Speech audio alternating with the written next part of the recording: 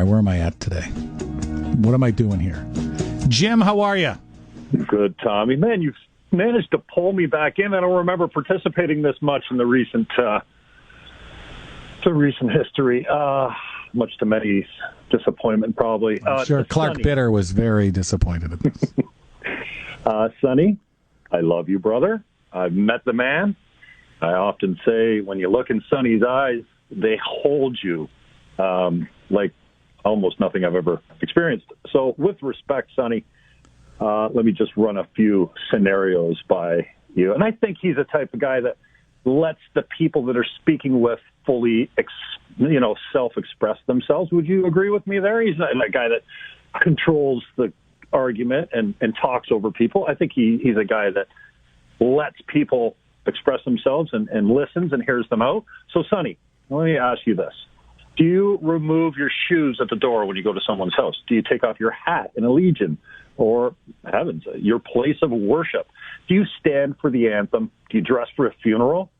Do you get the door for your lady in the car, your mother, or any other woman that's driving with you? Or, for that matter, do you drive the car? Do you get the check on your date? One word. As your reason, Sonny, respect. RESPECT. All right. I know lots of other people. I know lots of other people have said it, but and I just want to chime in. This might be my last position on grapes. And Jess Allen, was it? You cannot ask for clarity on a position from the person that gave the quote. And then you have to value the answer. You can't ask someone to correct themselves or clarify their position and then disregard their answer. And I wish Grapes had said, I think it was in a Global interview, where the interviewer, a very weak interviewer, by the way, with weak audio, asked Grapes straight up, are you racist? He didn't say no. He just say no, because I don't believe he is.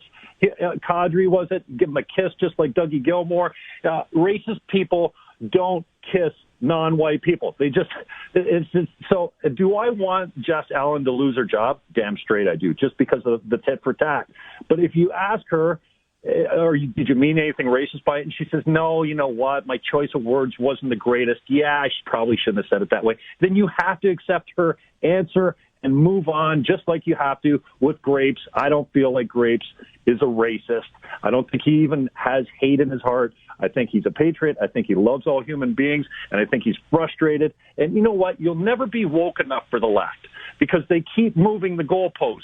And if you don't move with them, if you're not progressive enough, or you're not in today's, that's unacceptable, then, and I really don't like Shelby's use of dinosaur. I don't know if that is something, she used it 2 days in a row, but I don't like the disrespect of people that are older than you. And I know she maybe was couching it as, a dinosaur's way of thinking, but still, I agree with your caller that called the other day and said, you know what, I take offense to her use of dinosaur. That's ageism, and I've got his back. Yeah, but the dinosaurs went extinct. And it's also to talk about someone's way of thinking. Not because you're old. Lots of people who are old have a variety of opinions. They're across the board. You're 100, you got your thoughts on something. You're 80, you're 60, whatever. You're older than me. So what? You think one way.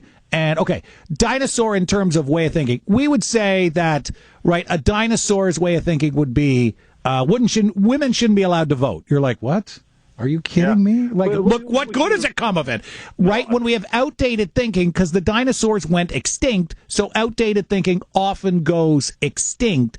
So when we have an opinion that may be out of touch or out of step with current thinking, sometimes you're like, what kind of dinosaur thought is that? Yeah, would you agree with me, though, that the goalposts are constantly being progressively moved more left, and at some point, we're going to get tired of it, and we're going to say, okay, that's it.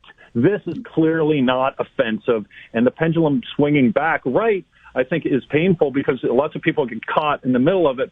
But this idea that something that you said 10 years ago can be held to today's standard, I find troublesome, because 10 years ago. 10 years, yeah, even 5 minutes ago. They're taking down statues of John A. MacDonald, for gosh sakes. It's ridiculous. And yeah, so I appreciate the conversation. I think it's good. But anytime, I hear a caller come on and say you're an idiot or you're ignorant or read a book or something like that. No, I get it. It's an opinion, and I guess we all come here with a little bit of the idea that maybe my words could open someone's mind or help them change how they feel or something like that. Heal their heart. I don't think heal their heart. Amen, brother. Preach. Love you, brother. Peace out. RESPETC. Was that on purpose, like Homer Simpson, SMRT? No, that was a Michael Scott. That was a total Michael Scott. You missed the empty net on a breakaway. Murray, how are you? I'm well, Tom. How are you? I'm well. There is no spelling or math requirements in this portion of the program. Do not feel you have to answer a skill testing question. But I think there should be some skill testing questions. Okay. But anyways, there's two questions here, and they both have the same answer. And one is, why do I wear a poppy? And the other is, anything good going to come out of what's happened to Sherry? I think there will be some good out of Cherry.